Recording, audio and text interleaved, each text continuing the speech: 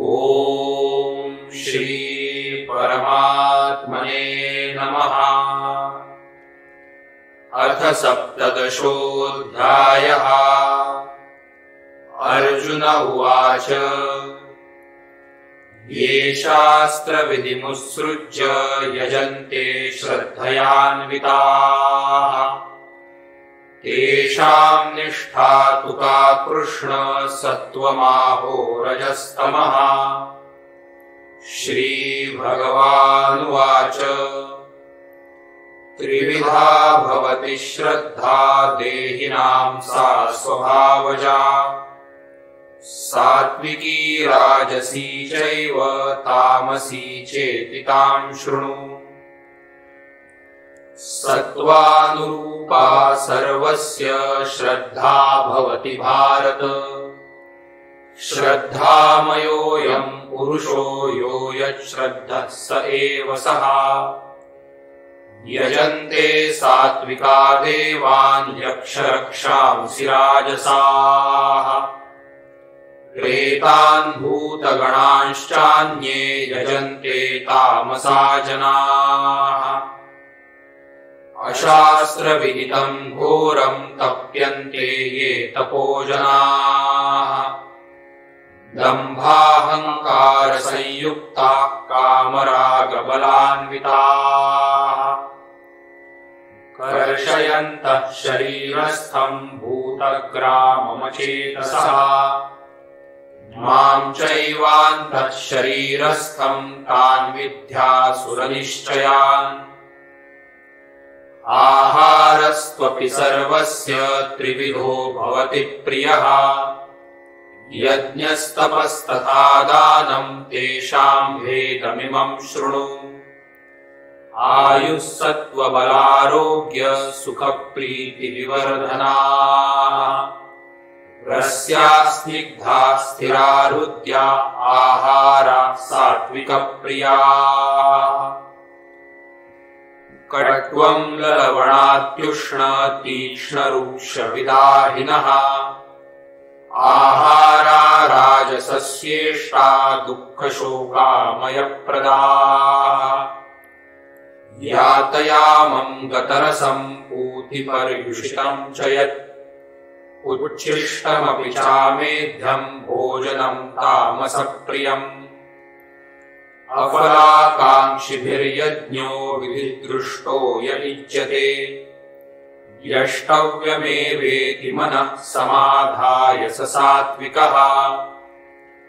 अभिसन्धाय तु फलं दम्भार्थमपि चैव यत् इज्यते भरतश्रेष्ठ तं यज्ञं विद्धि राजसम्। विधिहीनमसृष्टान्नं मन्त्रहीनमदक्षिणम् श्रद्धाविरहितं यज्ञं तामसं परिचक्षते।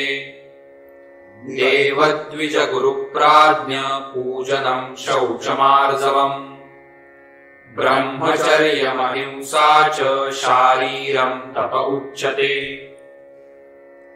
अनुद्वेगकरं वाक्यं सत्यं प्रियहितं च यत् स्वाध्यायाभ्यसनं चैव वाङ्मयं तप उच्यते। मनःप्रसादः सौम्यत्वं मौनमात्मविनिग्रहः भावसंशुद्धिरित्येतत्तपो मानसमुच्यते। श्रद्धया परया तप्तं तपस्तत्त्रिविधं नरैः अफलाकाङ्क्षिभिर्युक्तैः सात्विकं परिचक्षते। सत्कारमानपूजार्थं तपोदम्भेन चैव यत् क्रियते तदिह प्रोक्तं राजसं चलमध्रुवम्। मूढग्राहेणात्मनो यत् पीडया क्रियते तपः परस्योत्सादनार्थं वा तत्तामसमुदारुतम्। दातव्यमिति यद्दानं दीयतेऽनुपकारिणे देशे काले च पात्रे च तद्दानं सात्विकं स्मृतम्। यत्तु प्रत्युपकारार्थं फलमुद्दिश्य वा पुनः दीयते च परिक्लिष्टम् तद्दानम् राजसं स्मृतम्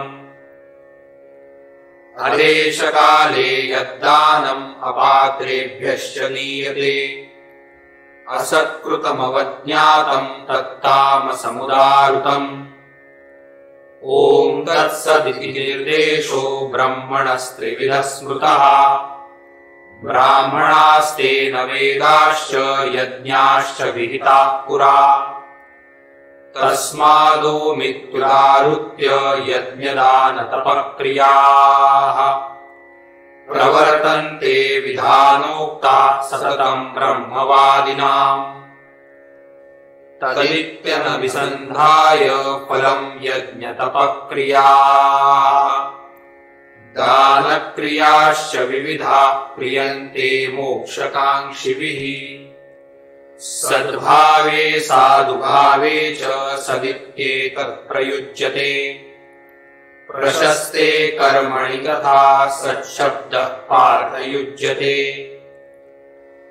यज्ञे तपसि दाने च स्थितिः सदिति चोच्यते कर्म चैव तदर्थीयम् सदित्येवाभिधीयते अश्रद्धया हुतम् दत्तम् तपस्तप्तम् कृतम् च यत् असदित्युच्यते पार्थ न च तत्प्रेत्य नो इह हरिः ओम् तत्सदिति श्रीमद्भगवद्गीतासूपनिषत्सु ब्रह्मविद्यायाम् योगशास्त्रे श्रीकृष्णार्जुनसंवादे श्रद्धात्रयविभागयोगो नाम सप्तदशोऽध्यायः। श्रीकृष्णार्पणमस्तु। हरये नमः। हरये